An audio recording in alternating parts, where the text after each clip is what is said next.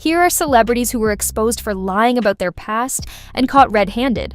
From billionaire to really rich, Kylie's self-made story took a wild turn. Kylie had the world convinced she was the youngest self-made billionaire and wasn't shy about it. She proudly declared she built her empire from zero, without a single cent of inheritance. The internet, however, raised an eyebrow. Or, millions of them.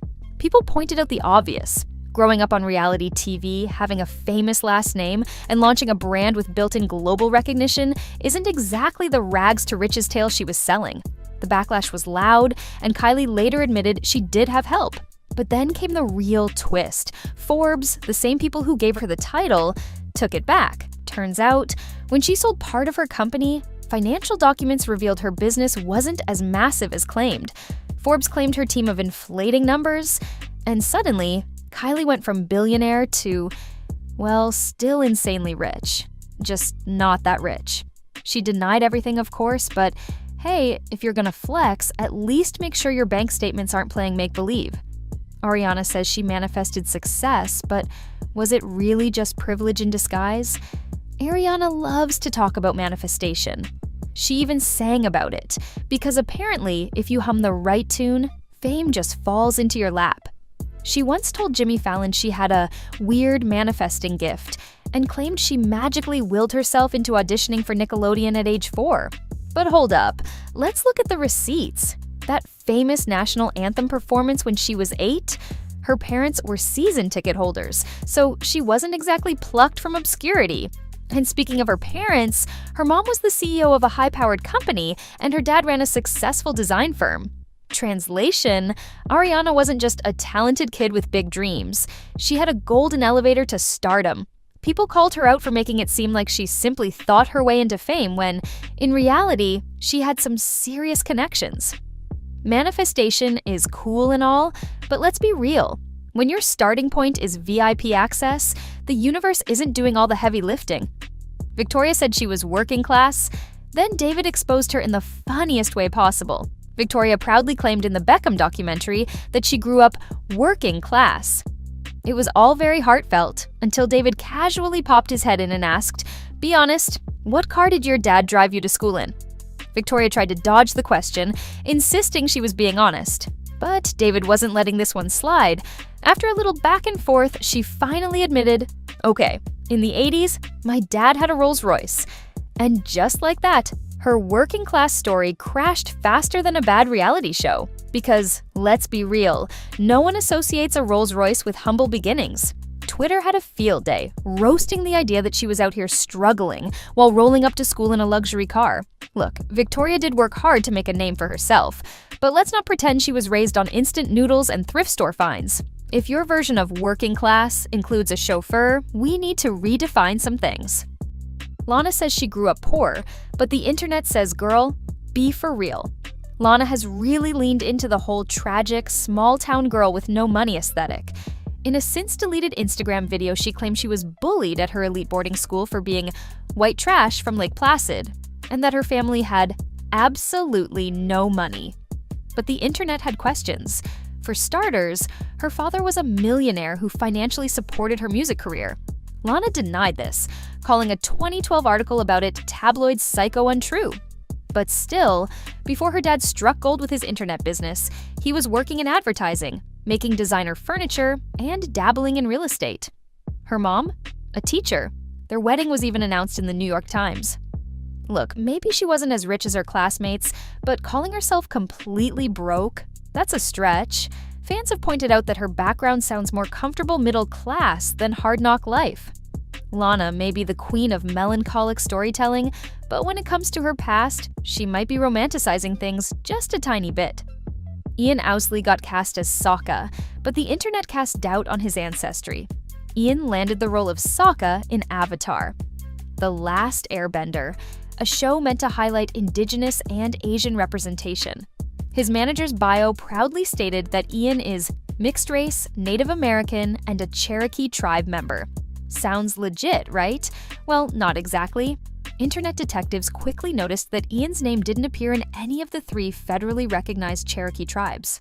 Instead, the only group to confirm his connection was the Southern Cherokee Nation of Kentucky, a group that has been widely criticized as unrecognized by official Cherokee governments.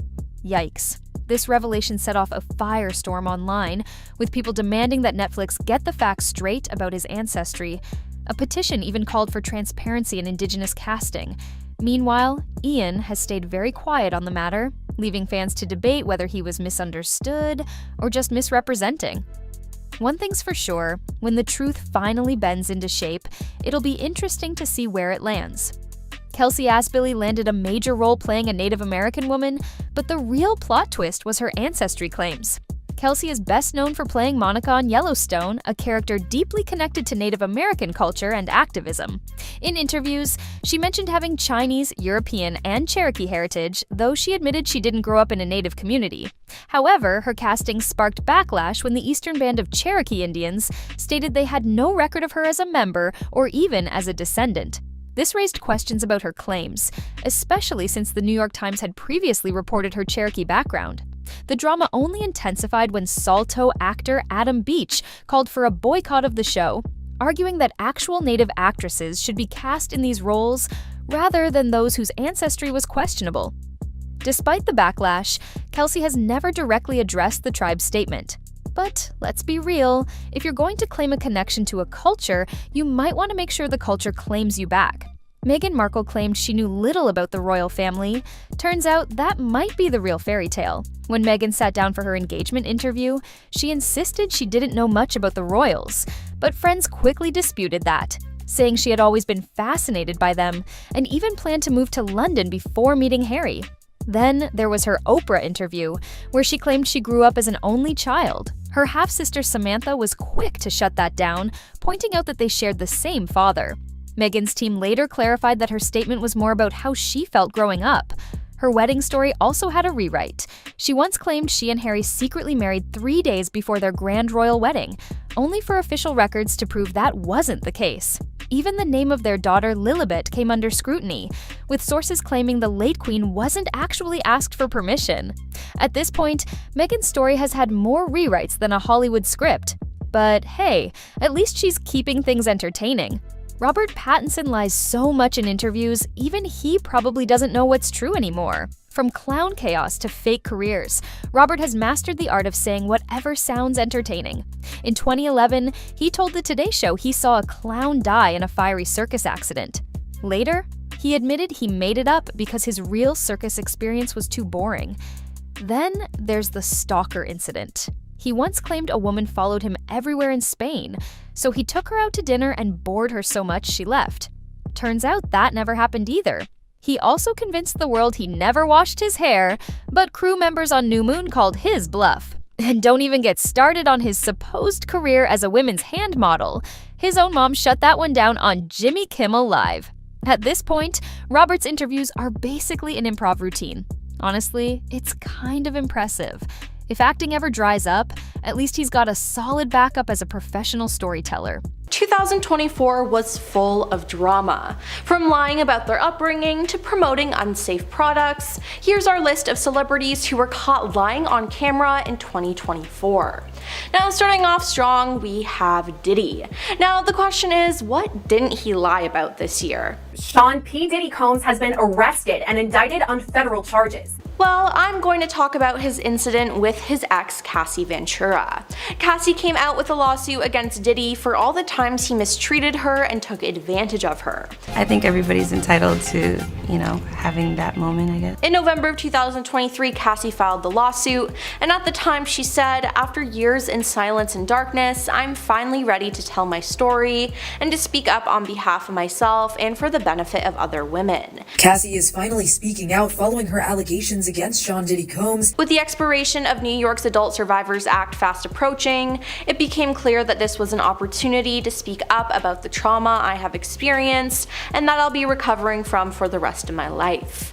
Now, in the lawsuit, Cassie spoke of one specific incident that happened in a hotel hallway. Surveillance footage from 2016 showing what appears to be Diddy violently assaulting then-girlfriend Cassie. Now, Diddy and his team denied everything, saying that Cassie was just doing this to get a payday and that she was a liar. But less than 48 hours later, Diddy settled the case. He then added that he was committed to being a better man each and every day.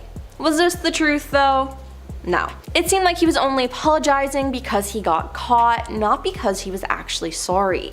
Now, why is that? Well, this year there has been lawsuit after lawsuit against Diddy for mistreating both men and women the same way he did Cassie. And some of these incidents were recent too, dating back to 2022.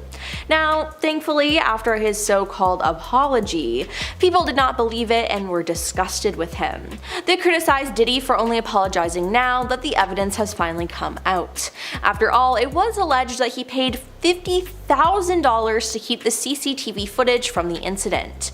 Now, Cassie's lawyers released a statement about his apology, saying it was more about himself than the many people he has hurt, which I have to agree with. This year, YouTubers MrBeast, Logan Paul, and KSI released a product that was a rival of Lunchables, which they called Lunchleys.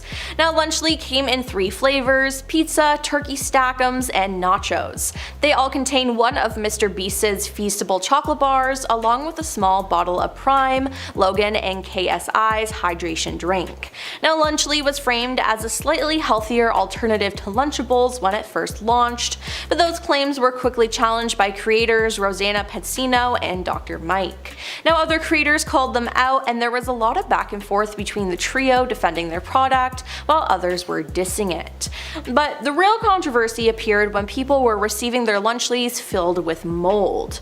Now, part of the pitch for Lunchley was that the product is made with real cheese compared to the cheese product used in Lunchables. But at least Lunchables don't come with mold. When the product was released, many influencers made videos of them trying it, but a lot of them found out that theirs had mold. Some people were skeptical of this though and thought they were faking it. So they'd upload a video with no cuts of them buying Lunchley from the store and opening it up on camera, only to see that it was filled with mold. Logan and KSI have since acknowledged the backlash on the Impulsive podcast, but laughed off the mold claims as attempts to get views and clicks at their expense. Now, MrBeast has yet to publicly acknowledge the mold claims, but in a statement to the Daily Mail, Lunchley said, "All Lunchley products go through a stringent review process to ensure the quality and safety of its products. The process consists of multiple inspections and approvals, including that of the USDA, before any product can even leave the manufacturing facility." But something is definitely up, and all of them acting like nothing is wrong is messed up. Now, Justin Timberlake was arrested this summer for driving under the influence, which he claimed wasn't true. Authorities determined that the pop star was driving drunk though, as he had bloodshot, glassy eyes and a strong odor of alcoholic beverage emanating from his breath, according to the criminal complaint. Now, he also had slowed speech, was unsteady on his feet, and performed poorly on a field sobriety test, the complaint said. Justin told the arresting officer that he had only 1 drink, according to the complaint, but 1 drink doesn't do that to you, so he was definitely lying. Now, it's been said that several of Justin's friends came on the scene and tried to convince the cops to cut him a break, but they refused. Now, those so-called friends at the scene were no friends though if they let him drink and drive. So in the end, Justin was handcuffed and arrested, and the whole incident was recorded on a police officer's body cam.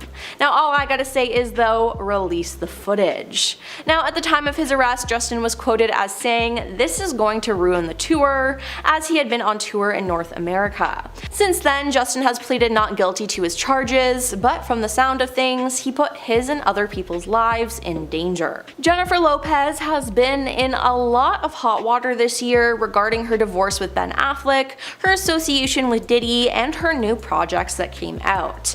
Now, she first released her album This Is Me Now, which flopped on the music charts. She then made an experimental movie based on the album about her love for Ben, but it also flopped. I mean, no one wanted to be in it and no one wanted to produce it, so she spent $20 million of her own money. Then she made a documentary about both the album and the film called The Greatest Love Story Never Told, and let me just say, It didn't need to be told. We found out a lot about JLo that we didn't really need to know, but one moment that stood out was when she was talking about growing up in the Bronx. Now, viewers took to platforms like TikTok to mock her for being perceived as inauthentic and disconnected from the community she was trying to represent. In one scene, Jennifer poses in the mirror of her personal gym as she shakes out her hair and reminisces about her childhood in the Bronx. "I like taking my hair out like this. It reminds me like when I was 16 in the Bronx, running up and down the block, crazy little girl who used to be wild and no limits, all dreams," she said. However, a TikTok user, Photos by Angela, slammed the star in a series of videos as she claimed to have gone to the same Catholic high school as JLo and accused her of lying about her experiences living in the Bronx. She said, "We both attended an all-girls high school in an Irish and Italian neighborhood, so you weren't running up and down the block." Now, this isn't the first time that JLo has been called out for using the Bronx as something that made her more personable. She was in a commercial in 2011 where she was seen driving a Fiat 500 Cabrio as she traveled through the streets of Manhattan to the Bronx, where she grew up. But the ad backfired when it was reported that she never actually went to the Bronx to film and that a body double stand-in was used instead. And I mean, if you watch the ad knowing this information, it's pretty obvious. I mean, why not just ditch JLo and use another celebrity who would actually show up on set?